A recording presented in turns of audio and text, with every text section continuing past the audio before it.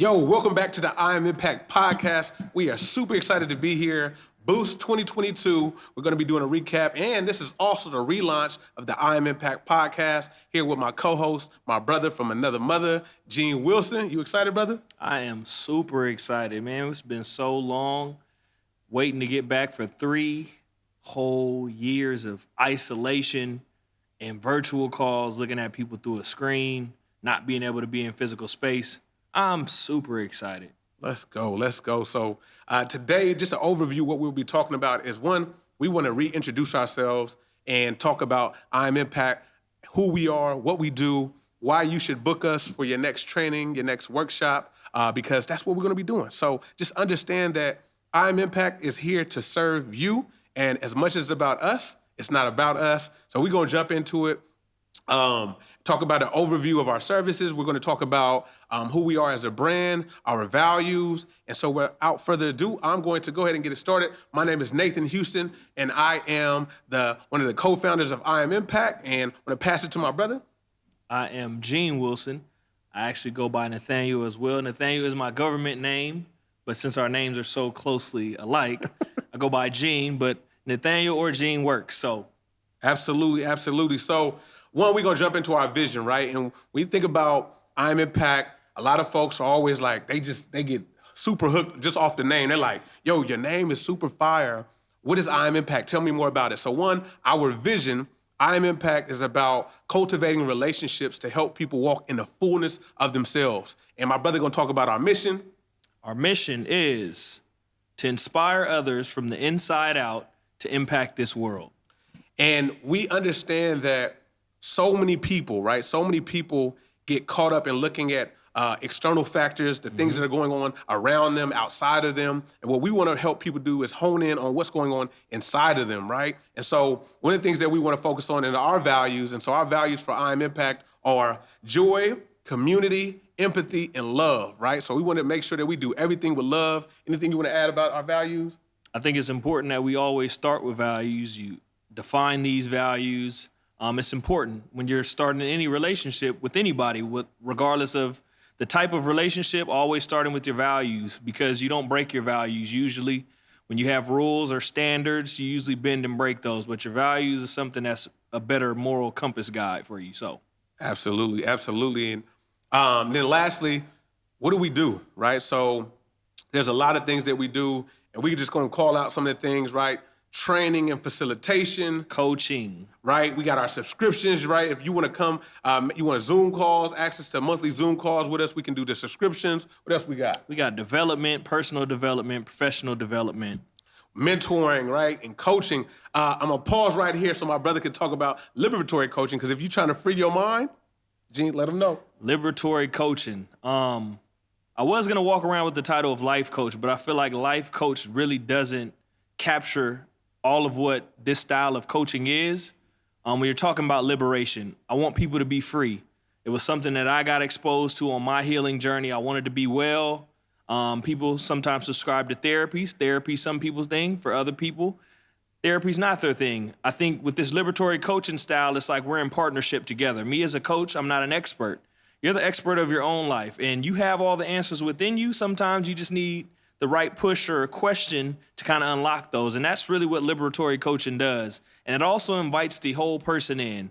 The parts that you're shameful about, the parts of yourself that you think is dark or you've been made to feel bad about. We invite all of that in and really get to know that because all of it is a part of you and it should be embraced as such. Absolutely. We talk about coaching, right? A lot of folks are living their lives doing it by themselves. So we want to come in and be a part of that journey with you and help you carry that burden or just even that success, right? We want to help coach you and mentor you into greatness. Again, we talked about the facilitation and training, building out consensus workshops with folks, right? Helping large groups or small groups come to a consensus of what their works or their ideas. We know that a lot of people, if you're anything like me, right? You're an overthinker. You think a lot. That means you can't just have one thought or one idea. When you have that one idea, that one concept, you put out at your head, right? You got like 10 or 20 other ideas or thoughts attached to that. So what we want to do is help folks to scale it in, bring it back so that we can actually narrow our goals down so we can focus on those things and knock them out the park. And so getting into it today. What are we doing today? Today, we are going to be recapping our experience at the 2022 Boost Conference.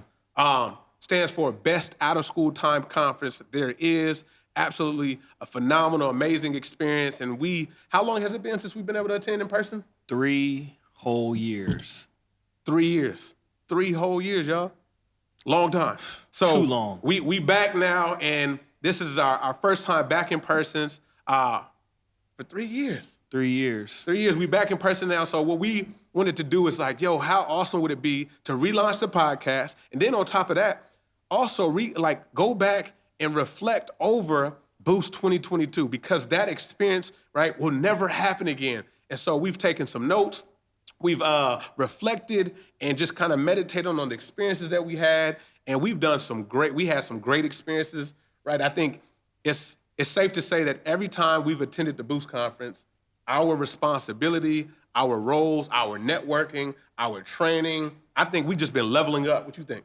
Oh, for sure. The growth has been real, and it's actually been absolutely necessary because I think we've improved ourselves, and as we've improved ourselves, it makes what we do even that much more effective. And so every year I feel like I've grown. I feel like more opportunities are coming. I feel like people are really resonating with the work because it is authentic, and it is for the people. Like, we do this really because we want our communities to be well. We want everything around us to thrive and grow. So super dope. I want to touch on that authenticity for a moment, because one of the things that we like to do and what we reflect on a lot is a lot of the things that we talk about, and that as we're going through these journeys, we're in the thick of it. We are not on the other side, and some of the things that we talk about. And I think that's what makes it more beautiful, because we're not telling you, like, cheering you on from the finish line. We're like in it with you, right? And so we're telling you, like, we've been right there where you are, and we're struggling through those things, and we're not going to paint this beautiful, like, rosy picture, right? Like, no, some of this stuff gets dark.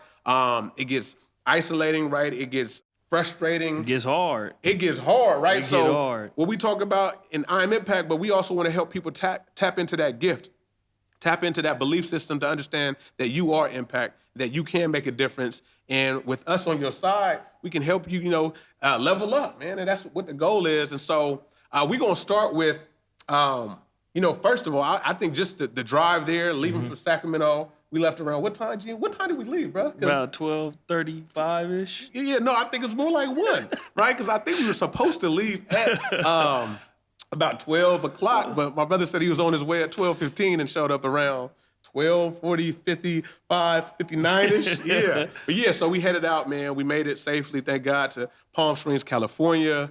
And again, it was also, for me, I ain't gonna lie, like, I kept thinking of, like, this deserted space, right? We are in the desert, but I was thinking, like, because of COVID, I thought it was just gonna be like, just bad looking, right?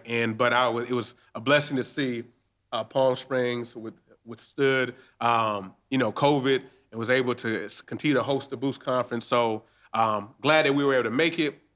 Shout out to Tia Quinn, who is the founder and the CEO of the Boost Conference, the Best Out of School Time Conference, for not only just putting it on, but allowing us, iAmImpact, to share space with folks. And so we're going to start.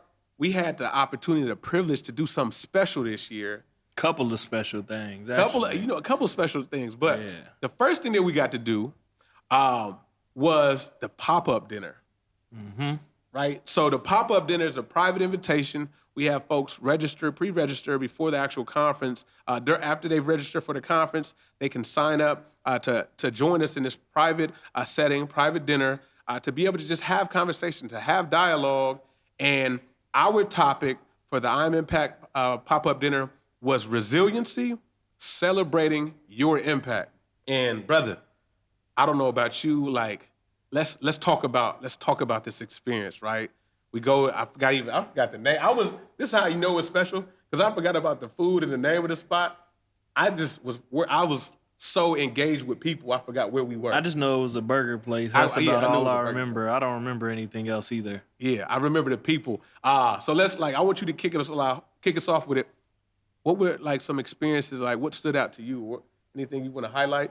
I think just in the very beginning, it was like the walk there, it was a whole lot of complaining. Like people were complaining. I think a part of it was like I signed up for this dinner. I didn't really know what it was. Like, why am I here kind of thing. Right.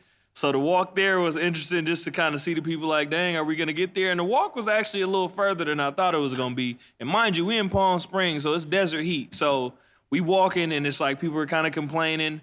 But it's like as we finally arrived, it's like things began to pick up and it just got better. And I feel like we got closer over conversation. It was just, it was actually just beautiful because even us, like, I feel like Nate sometimes just be taking opportunities and don't even really know fully what it is. And when we sat down and we actually figured out like what we wanted to do, it was like we're always intentional about how we want people to feel, like what we want them to gain. We always want it to be a great experience. So I guess I'll start it like that. I think too, in addition to the walk over, we started right there. On the walk over, we began to build community and relationship, right? Even it was the complaining, because even some of the complaining, and I'm thinking about those folks, we now have a relationship with them, right? And thinking about, I know Jennifer was one, right, who was like, are we going to stop every 2 seconds? Are we going to stop every 2 seconds to like do a head count like in elementary school? And it was like, yo, that's funny because we actually are stopping to make sure we got all our people. Right, we don't lose nobody. Right, absolutely. So making sure that our community, but again, that's community. Off top, we have folks that are caring about each other in space and that don't know each other. So I thought that was super beautiful. Another thing, I think I was just overwhelmed with just being in Palm Springs and being back in person at this level, right, of type of conference. Like, so for me, just that walk over there, it was super beautiful, and it was a lot longer than I thought. And then once the conversation started, I think we had our oral questions, right, and we were ready to go with those. Folks started getting vulnerable, like off top. Super vulnerable. Anything you thinking about off the top of your head? Specifically, I'm trying to remember because I'm just going back to that moment. I think we just started asking questions, and the way these ORIC questions are set up is it always starts very topical, and then as you ask the next questions, it gets a little deeper and a little deeper, and ORID is actually an acronym. So the O question is a observational level, reactionary, ideas or ideation, and then a decisional. And so asking these questions is kind of a focused way to have a conversation to kind of bring you to a point, which is also another facilitation thing that we do. So if you need to have discussions or certain conversations you want to have with people, that's what we do as well. And honestly, we use this in our own families, and it does help when you can ask these questions and have if you're a parent, if you can have your kids answer these questions. Because a lot of times we're telling them the answers, like, this is what you do here, this is what you do there. But once we start to actually ask these questions, now we can see if they actually get it, because the reality is when we're not around, they're going to still have to be able to make those sound decisions. So got a little down a rabbit trail. But back to the dinner, asking those questions, I think everybody's been waiting on this moment to just be in community, be able to share. And another piece of that is working in the field that we work in education. I think we all have a similar experience. Sometimes it's lonely being on that island by yourself, running your site, wearing all these hats, having all these responsibilities. And now we're in space with people that absolutely understand. And it's an opportunity to be like, when I share this, I know people are going to understand. And so when we started to ask those questions, I think that's why it didn't really take long for people to get vulnerable, because there was a general understanding that, hey, we're all in this work and you understand because you're in this work. Absolutely. And I think super dope that the folks that we didn't have relationship whatsoever with some of them. Some of them we kind of knew, right? Like we seen them in other places, but we really didn't know them. Yeah. And then we got to that level where after we started going around having those ORD conversations and those questions were being answered, it started getting real when folks were like not worried about eating. We had one, shout out to Kendra. She was really hungry. She was like, yeah, whatever. Like, we having a good time. However, I'm ready to eat. But for the most part, and including myself, like I was putting the food off like, nah, let's have great conversation. I'm glad too. The waitress, she was very understanding. She wasn't being rude or coming out, hassling us about, making that order. But when we started to go around the table and have those questions and have them respond, it was like absolutely like beautiful to hear like You know what I'm saying? Like to see the people responses, to see how emotional, how connected folks were to be back in space. Like, and so shout out to our crew from Grass Valley. Right, we had, and I could remember how they were sitting. We had Corey, we had Craig, we had Cash, and then Kelsey was on the other side. Shout out to our Grass Valley, our Grass Valley crew who came out all the way to Palm Springs too, and they rock with iAmImpact. So we're glad that we were able to catch up with y'all. And for me, again, being able to be the host and again, this opportunity, this privilege to be able to host this pop-up dinner was just a beautiful experience. And so the pop-up dinner was phenomenal. And I think on our way home after we ate, we broke bread, great conversation. Shout out to Christina Choa out in Central Valley. Didn't know this, right? But one of the things that she shared was coming to a workshop before, one of the iAmImpact workshops, super engaged, loved the healing circles, went back, took it to her program, and now they made it a part of their culture, right? And that's what they do. So that was beautiful. Tears started flowing, right? It's just like, you don't know, sometimes too, you don't know the impact that you have on folks when you're just moving in your gift. And so we ended with the pop-up dinner, walked back to the hotel, and that's when those relationships really formed because folks didn't want to leave our side after that. Like, what y'all doing? What's the next move? So that was beautiful. Anything else that you would have captured? I just think it was just beautiful too how like it shifted and people were vulnerable. Like, hey, I got signed up for this dinner. I didn't want to be here. Right. Like my friend, she signed me up. I was like, what is this? But as I actually experienced, what this was, I'm kind of glad that I came. And to me, that's what it's really all about. Because that's what we really set out to have people feel. We want it to be intentional. We want people to leave with something. We want your life to be better. And so that's just what we do. So, yo, you know what I just thought about, Gene? I want to cover the Mentor California, that workshop, yo. Everything mentoring. Yo, like, this was the first time, so let me set the context for y'all. So I'm now with Mentor California. I work for Mentor California as Director of Youth Development. President and CEO Marcus Struther has launched Mentor California back in 2020. And I've known of Marcus Struther, but I've never got to see him in action in a workshop. And he's also never got to see me live in a workshop either in person. And so we were super excited to be able to, for the first time, be able to see him in person. And super, super powerful workshop. Anything that come to your mind? You wanna like start us off? I was just thinking about it. Like, we got to cover the Mentor California workshop. I think it was super powerful. I think throughout this conference, there were just these moments, these powerful moments that emotional, super gripping. Just things that really stood out. Some things that we made connections to things that we hadn't even really made connections to before. And this workshop was one of those defining moments where it's like, I had an aha moment. I think Marcus is a great facilitator, very intentional about making connections and community with people. I think his style, like, is him. And that's what really resonated with me. It's authentic. This is who you are. I think to see him, like, the thing that stuck out in the beginning was just like the hugs. And it's like, what I thought about is like, people have been waiting 3 years to be able to be in space with other people and to give hugs. And it almost felt like nobody even thought about COVID. Like, nobody was worried about it. It was almost like it never happened. It just felt like we were back to how things were before COVID. And I think that was special because I didn't think it would be that way. I thought we would have been like, I don't know if I want to, maybe not. But it was just like, nah, come here, give me a hug. Right.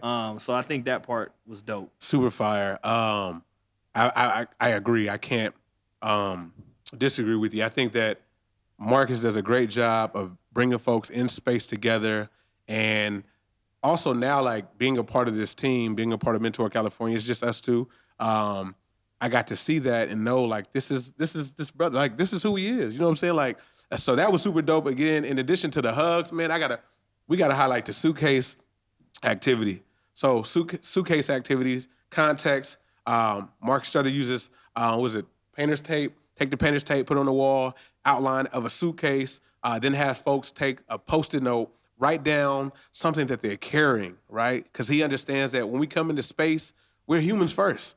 We're humans first. So when we come into space, what are you carrying? Write down on a sticky note that one thing that you're carrying right now that you feel comfortable in sharing with folks. So I thought that was super powerful. And for me, I was carrying a lot. Recently, I lost my cousin, 18 years old, to gun violence. And a week before that, losing a friend, in ministry, and a brother, just a close friend over it all. So very emotional to also be back in space with folks. And so that's what I was carrying. And then in addition to that, having to get back to Sacramento, I was going to have to do this, officiate the funeral. So that's what I was carrying. And now when I went to write that down, I just got super emotional. Like I couldn't even just tears start filling my eyes. It was like, yo, like where is this coming from? But I think the beautiful thing was as we shared, everybody went up on and put their Post-it note right inside the suitcase. And at the end of the workshop, I think it was powerful where he encouraged everybody to be willing to carry something, go to the wall and grab something that you're willing to carry with, right? You're willing to help somebody, you're willing to help carry it with them, not necessarily carry it for them, right? Not do their job for them, but to know that they're not alone in whatever it is that they're carrying. And so the Post-it note that I grabbed, I don't know if you remember yours, but the one that I grabbed said that I'm here in Palm Springs now, but I'm worried about paying my bills when I get back. So, right, there's this person at this conference trying to enjoy themselves, trying to network, trying to get these resources to bring back to their program, but they also are worrying about being able to pay their bills when they get back to their home city. So for me, I'm willing to carry that with you. I don't know what that looks like. I don't even know who you are, but even if you listen to this podcast, I'm hoping that things have, panned out for you.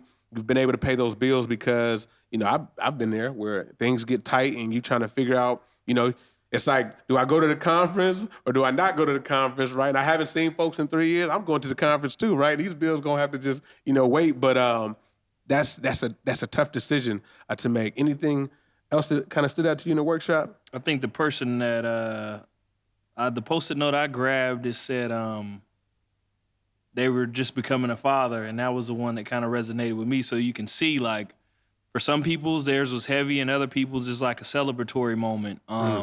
So when I was looking at the wall, I wanted to make a quick decision because it was just so many, and some people were up there just stuck like, oh, I don't know which one to choose. So that's the one that stuck out to me, just celebrating being a dad, because at that point, I just had my son. He was born on Easter, and so I was like, yeah, that's something I could carry with that person. The other thing that really stood out to me was the Creed clip, of course. And I've watched Creed so many times, but it was like this one specific clip that he took and he wanted us to kind of dissect and kind of think about, what are our students dealing with, our black and brown students? What are they kind of dealing with and carrying in this clip? And in this clip, it was basically where he was getting whooped. And he went to the corner and his eye was shut. And, he had everybody cheering him on. Before he got up, he had everybody cheering him on, his mom, his wife, his dad. And he got up, went to the corner, his eye was shut. And instead of giving up, Rocky was asking him, do you want to go? And he was like, yeah, I want to go. And, of course, he couldn't see out of that eye. And so when the referee was asking him how many fingers he was holding up, the cut man was tapping the number on his hand and gave him the number so he can say the right number so he can continue to fight. And to me, that was just super dope how different people kind of dissected it. Yeah. And kind of in that moment, I kind of resonated with him as a fighter, as far as, as a black man, not really given a lot of opportunities. And one of the things that he said that really stuck with me was I want to prove that my life wasn't a failure or an accident. Yeah. And if I don't get this opportunity to continue this fight, I'll never be able to prove that. Now my whole life, in my eyes, would be worthless because some people were saying, oh, no, they shouldn't have did that, just should have called the fight. My stance was let me die out there. And if I die out there, that's my destiny. I'm supposed to do that in honor of my dad. And if that's how I go out, that's how I go out. But I would live my life regretfully if I don't go out there and continue this fight. Yeah, that's powerful. I think one of the things, too, that we liked, as you called out, was the perception, the perspectives that were there within the room. Some folks were, yay, he should have He should have thrown in the towel. Others were like, no. I think something that you called out too was, in addition to it, like black men in America, and especially in education in these different spaces, we're in a fight, right? We're in fight mode because we're having to fight for opportunity. Oh, I fight remember. for chances. I remember what I said. I said, as a black man, we're always in fights that we're supposed to lose. So to me, this fight wasn't any different than a lot of the other fights. We're getting whooped in a lot of other fights, but we're not supposed to win any of them. But that doesn't mean we don't continue to fight. So that is actually the first thing that kind of stuck out to me. Fire. And I think too, like, one of the dope things about when you have a mentor, we think about Adonis Creed, right? Fighting in this ring to prove that he's not a failure, to prove that he's not a mistake. He was given the cheat code. And so when you have mentors, when you have folks that are around you in your corner, right, you get the cheat code. And I think for a lot of kids of color, we don't often get the cheat codes. We got to work extremely hard to get to where we are. Exactly. And sometimes harder than everybody else. And I think that even goes into, like, even for us, when we about to talk about our workshop, man, like, we extremely hard on ourselves about what the product that we put out there is, because we don't want it to be seen as something that is not of value, or we didn't take our time with. It's not of craft, right? So I think that's a great point. But I also realize the power in having community, right? That we get the cheat code, we get the support that we're needed to be able to have the opportunities to continue to fight, right? So if he didn't have that cheat code, he doesn't get to prove to himself. And we know, like, when some of those opportunities, we're robbed of those opportunities, that can lead to all kinds of stuff, right? Anxiety, depression, suicidal thoughts, because now you're like, what would have happened, right? I don't know what would have, if you wouldn't have stopped the fight, right? Like, maybe I could have done this, I could have done that. So I think that was super powerful, that clip. So shout out again to Marcus Strother, President and CEO of Mentor California. My new job, happy to be there. But now, man, we got to talk about after that, man. Also, we got a funny note. Marcus Strother is the coolest guy to do karaoke we've ever seen. He did karaoke singing. What was he singing? Purple Rain. Purple Rain with his hand in his pocket, right? Like, that's when you know you got vocals. You just can sing with your hand in your pocket. The coolest karaoke I've never seen in my life. Oh, man. So, yeah. So after that, man, the next day, this is where, like, the moment we've been waiting for, right? The moment we've been waiting for, it's the iAmImpact Healing Circles. It's been 3 years. We haven't been able to be in person and do circles. And some folks, right, have heard about it. Some folks have experienced it.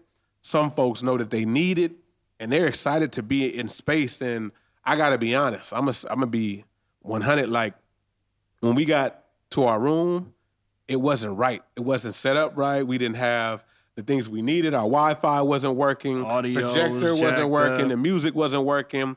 Our video phone stabilizer wasn't working. Like, so I remember vividly my brother saying, addressing our audience and saying, we invite you, the whole you, to come into this space, right? And so something happened for me that was different, which was I actually usually would suppress my feelings and emotions, right? Oh, it's not going my way. Time to suck it up, act like, put on this front. But when he said that this time, it resonated on a deeper level. I was like, you know what? And I was telling him, like, yo, things are not going our way. Like, I'm not happy right now, but we gonna make it, but things are not going our way. And I think that also allowed folks to be able to show up authentically. And that's what we want to see in our workshops. And that's what we want to encourage in different workspaces, not just within our healing circles in our realm, but in everywhere you go, especially as employment and professional spaces. Folks should be able to show up as they are, right? So that they can actually maybe really deal with that stuff that they're going through. And I think that goes back to even to Marcus's workshop, right? We're carrying something. So as we're coming into that space, and Gene telling our participants, like, we want you to show up authentically. We invite you in, because some of you, we know you've told yourself, oh, it's time to act professional now, right? It's time to put on a smile. Like, no, if you're not happy right now, you sad right now, you stressed out right now, you sleepy right now, whatever it may be, you hung over right now, because we are at the, Palm Springs, we at the conference where it's a lot of partying as well. Show up authentically. Because I think for me, when you said that too, it allows people to respond to the real you. Right? And I don't think that a lot of folks are given that opportunity. And I'll say that's even hitting home right now. Like, let's go there, right? Like, so I haven't been giving people the opportunity to see the real Nate. And the stuff that I'm really dealing with, the stuff how I really feel because I put on this mask of everything's okay when it's not. And I think I want to, give you your flowers and tell you I appreciate you for being authentic and letting me know that it's okay to show up and be vulnerable and be you. When things are not going your way, it ain't your job to pretend, right? So people could deal with the real you, because then you showing up real and authentic allows them to be able to see the real you. Because then when you maybe get to that level where you can't fake it, you can't, you can't fake it till you make it, they're not left looking confused like, what's wrong with Nate? Like, what's, like, I'm human too. So I thank you for breaking down that partition, that wall, right? That barrier in my life that was hindering me to always think that I got to show up super optimistic and positive. Like, that is who I am. But there are times where Nate is sad, Nate is depressed, Nate, is anxious, and I need to know that it's okay to be that. So salute to you and thank you for that. But that was just the start, right? Like, anything you want to get into, man, our workshop was lit. I think that piece that you just said, I mean, thank you for, those kind words. I think, for me, it's a journey as well. And I think the first thing I learned in that journey is, like, it's so much easier to be authentic. Yes, it comes with scrutiny sometimes. Yes, it comes with certain things. But at the end of the day, at least you are real about it. At least people can actually judge you based on what's actually you. And at the end of the day, I could live with that. And so for me, it's just me building that confidence to be like, I'm going to be authentic in whatever space I'm in. And if people love me for it, cool. If they hate me for it, that's cool too. But whatever happens here is going to resonate with those who it's supposed to resonate with. And I just think, as minorities, as black folks, like, sometimes when we come into certain spaces, we got to leave stuff at the door. And it's just like, I'm never going to be introduced to who you actually are because that piece of you is missing. So you're not showing up whole, and I can't judge you based on that. And so that's the piece to me that it's like, I have to invite the whole person in because it really allows what's supposed to happen too. Dope. Man, I just want to pause again and give a shout out to Tia Quinn and the whole Boost leadership team. The whole team. Right. Whole team for putting on this conference. We don't know what it took for you all to make this happen. We don't know the barriers. We don't know the opposition that you all face, right? You gathering over, we had 2,500 folks registered for this conference. We're trying to come out of the pandemic. We're trying to be back, get into some type of normalcy. So shout out to Tia Quinn, shout out to the Boost leadership team for putting on this event because, again, we don't know what it took. So we just want to give you your flowers, salute you because this was all possible. We're able to have these special moments and special connections because of the great work that you all did. So thought I would, be out of order if I didn't highlight that. But going back into the workshop, man. iAmImpact Healing Circles. iAmImpact Healing Circles. When we think about being in that space, another thing that stood out to me was our check-ins. We want to do a pulse check before we get started within our workshop. We try to see, hey, how are folks doing, right? Yeah. So we got the music going, and even before that, right? We do our social mixer. We get everybody stand up, have everybody walk around, say their name, organization, and one thing that they need. Those are the three directions: name, right? Organization, and one thing they need, and then we tell them to keep it moving. Keep it moving. Because we know what? People are going to stop. People get comfortable, right? And don't let somebody need the same thing that you need. Hungry? I'm hungry too. What you want to eat later, right? To eat? So now we distracted. Now we, the lost focus. So we tell them to do that. And this also breaks the ice, brings community, allows folks to connect on a different level. And then we put it back on the audience, our participants. We allow them to kind of give us their wisdom and their expertise. And it's always just a blessing and a beautiful thing to see people from the outside break it down because we'll be like, yeah, that's exactly what we wanted to see. Then we have our sticky walls. We have them go hashtag one word of how they're feeling. So we check the space, right? Because we know that it's a conference, a lot of workshop, a lot of things that are going on. Some folks are probably having to still check in at their households, make sure things are in order. So there's a lot of things that are going on. And so we take all those things into consideration. And it actually helps us kind of recalibrate on the fly. Of course, we do a lot of planning and preparation, but to be honest, like I would say like 60% of it is what we plan, and the other 40% is just the magic that happens outside of what we even plan. Like we don't even be trying to make some of the stuff happens, but I think if you just create the space for things to happen, that's the beauty of it. When you're in space with so many other people, we're not the only ones contributing. The people from the audience are actually contributing as well. So just as we're giving, we're also receiving. And so there's always beauty that happens in that. And so 60% is like, yeah, and then the 40% is like, bro, that was something crazy that I could have never planned for that. And I always tell people the circle does what the circle does, right? We get into the circle, we go into our rhythm, right? We have our welcome, we have our centerpiece. And so for those who don't know, we kind of give you a quick overview. iAmImpact Healing Circles. We have our introductions, we do a welcome, we explain our centerpiece, which usually we have something that represents the elements of life. So you have water or earth, and you have maybe like a plant. Some folks can do bugs. That ain't me. I'm not the bugs person. But we also invite something that is personal to us. So for me, I had a picture of my pops, a box of Crown Royal. My grandfather represents my grandfather. And you want to share what you brought to the circle? So I brought a flower, which represented life. And then I had a blanket from my father who passed in 2020. Also had pictures of my family and my kids, and the obituary of my grandfather who passed in 2021. And when we talking about healing, right? Understanding that these are things that we're going through as we're navigating space, as we are doing our job, fulfilling our purpose. These are things that happen, right? We lose people. We have to struggle with that, with loss and with grief, and process that. And so I think, again, as we shared earlier, I think that's what makes it so beautiful, is that we're not on the other side of it, right? We are not at the finish line. We're going through this with people, and we're sharing our experience and what has helped us, what has hindered us. And it's a beautiful thing that takes place. And then we share the importance of a talking piece. Then we talk about we have an opening. So it's a very sacred experience. And then agreements. And so our agreements are always speak with your heart, listen with your heart, speak with respect, listen with respect, honor privacy, and remain present. And so we always ask folks, can you all do this? And what do they say? Yeah. We can do it. We can speak with our heart. We can listen with our heart. And then that's where we get them, right? And that's where some of you probably be like, yeah, I can do that, speak with my heart. But no, what we ask folks, what does speak with your heart mean? What does listen with your heart mean? What does speak with respect mean?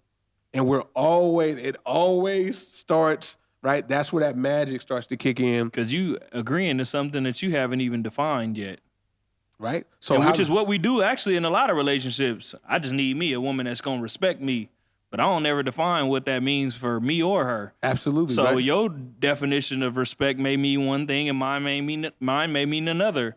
And it's like there's so many unspoken expectations, and then when they don't get met, it's like, I told you to respect me, and she might be like, I was. Now we got resentment. Right. Right? Now we beefing. Now I'm on the couch, whatever the case may be, because we didn't have, or when we talk to our healing circles, right, are an invitation into intentional dialogue and exploration, right? We want to explore, what does this community need to thrive? What does this community need to be able to exchange their gifts, right? And so beautiful, beautiful things take place during our healing circles. Anything else that stood out to you about our workshop? Just super emotional. Oh, man. Super emotional. I feel like for the most part, I was being a thug. For the most part, Nate started to get a little emotional. And at that point, I'm like, I got it. I'm still, the tears start welling a little bit, but I was like, I ain't about to cry. Like, it ain't about to happen. But the more we dove in, it was like I got to the point to where I just couldn't hold it in anymore. It was just so many things happening. Much needed tears were shed. Much needed things were shared. Yeah, man, it was super duper emotional. And I think after that point, it was emotional for like the next 24 hours. Like, yeah. 24 hours nonstop. Like, it was just emotional that whole time. I want to read this quote. So one of the things that we always read in our healing circles is a quote by Sabanfu Same. By Sabanfu Same, it goes, community is the spirit, the guiding light of the tribe, whereby people come together in order to fulfill a We're gonna cut that part out. No, we not. Keep it in. Community is a spirit, the guiding light of the tribe, whereby people come together in order to fulfill a specific purpose, to help others fulfill their purpose, and to take care of one another. The goal of community is heard and is properly giving the gifts he or she has brought into this world. Without this giving, the community dies. And without the community, the individual is left without a place where he or she can contribute. The community is that grounding place where people come and share their gifts and receive from others. That quote right there hit differently this time. Set it off. What did it do for you? I think that without this giving of gifts, the community dies. I think that hit me like no other. It's like I know everybody's been giving gifts, and mine in particular that hit me was music. It's probably the thing that I'm least confident about, and I shared that in space. Once that quote hit me, it kind of shifted even where we were going next, and so I was like, I gotta share it. And then I had somebody in particular that was in our pop-up dinner that heard the song, and that was the first thing he said when he came in our workshop. He was like, "You're gonna share the song," and I told him then, like, "No, I'm not. I'm not sharing the song. It's not gonna happen." But then when I heard that quote, without this giving, the community dies. And it's just like, I care about my community and I don't want my community to die. And so in that moment, I was like, I didn't have a choice but to share, but it also gave me the confidence to share. And so I shared it. It was an a cappella song that I recorded called Beautifully Brown. And it was a song, honestly, that I've worked on for probably like the last 7 years. And over time, I've refined them. I changed the lyrics. I changed some of the melodies and some of the tunes, and it's like I finally got it to a point to where it's like, okay, I think it's what it's supposed to be. And I shared it, and it resonated well with people. One person in particular, I don't know if his allergies was... Man, hey, listen, y'all. I don't know what happened, but I was like a proud father just sitting there crying. I was like that dude. I know y'all done seen the YouTube video of that man with the intervention. I was, ugly crying all. But it was so beautiful. As he shared, right, those other 40% of the workshops, we plan extremely hard, right? I want to put that out there. We put our heart into this work, right? That's why it's impact over everything. We put our heart in this, but we realize that, too, some of this you can't create. Like, you can't make, you can't force. It has to happen. And you don't have to. And you don't have to. You don't have to do it. And it happens so organically and beautifully. Like, so when you just did the song, because he actually put his hand on my shoulder, was like, nah, we're going to do this, right? It was like, okay, you got it. And then once he did, I sat down and got into the circle, and he went around and sang. I was just like, yo, like listening to the song, this was like, oh my goodness. And this was what everyone needed, right? It wasn't just what he needed, it was what the community needed, right? So tears were just flowing from so many people because everybody was carrying something different. And I think that song was also helping liberate people because people were also seeing you break through your chains during this workshop. So I think, again, when we tell people, right, we talk about iAmImpact healing circles, there's always going to be something that we're carrying or that we are dealing with as we're jumping into the space. So when we were going through this, like you said, like losing our brother Matt, losing my cousin Jalen, like coming into the space, like, losing his pops, losing his grandfather, right, being in this space. These are things that we're carrying, but we're still trying to show up 100% or as much as we can to help the next person, to help the community.